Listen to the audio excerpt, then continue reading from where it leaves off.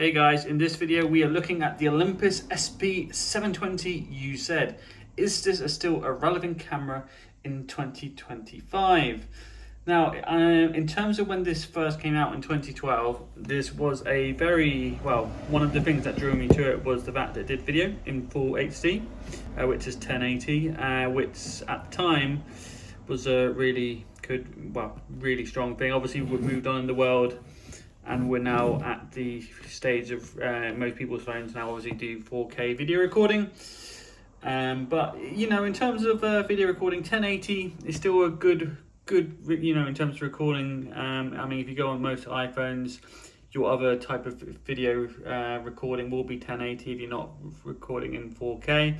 That may be due to size, but 1080 is still good for doing video.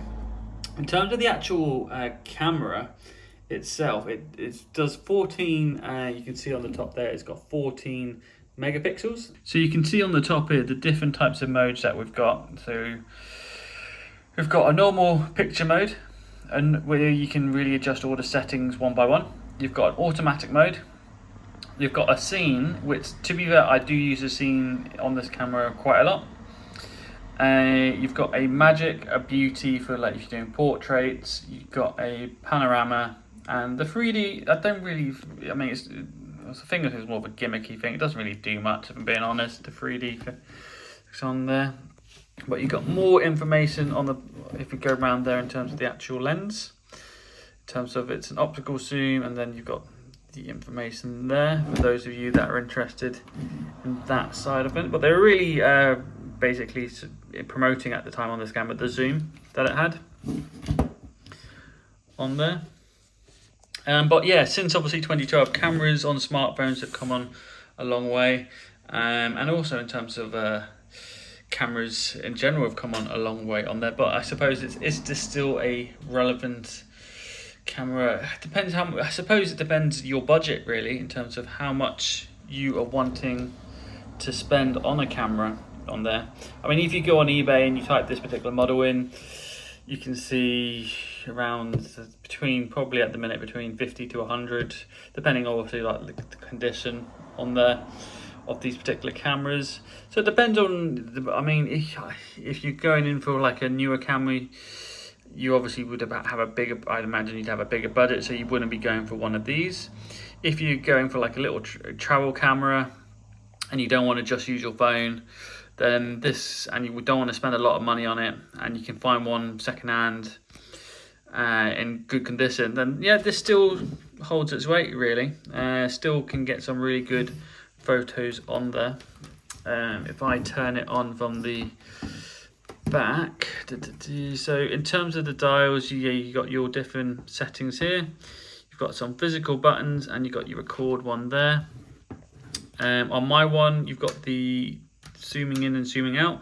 The zooming in on my one does stick a little bit, but yeah, if you just turn it on at this point, okay, and if I put it into, let's say, picture mode on there, you can then see all the different settings available to you. There, so you've got your timer, you've got your exposure, white balance, the ISO, how many images that you're going to be taking. You've got some high speed settings there, and then you got your different, and what like it does actually give you in terms of like the size on there, in terms of if you're thinking it in terms of screen size on there, which is a nice little thing to have on there, that they've gone on to that, rather than just saying that's 1 megapixel. They've told you the dimensions of that. And yeah, so that's just the picture, which is kind of like the manual one on there. If I go to the auto on there, this is just, it will do all the settings automatically depending on the picture that you're taking. Now, I did say about the scene ones, I do actually like these scenes on here.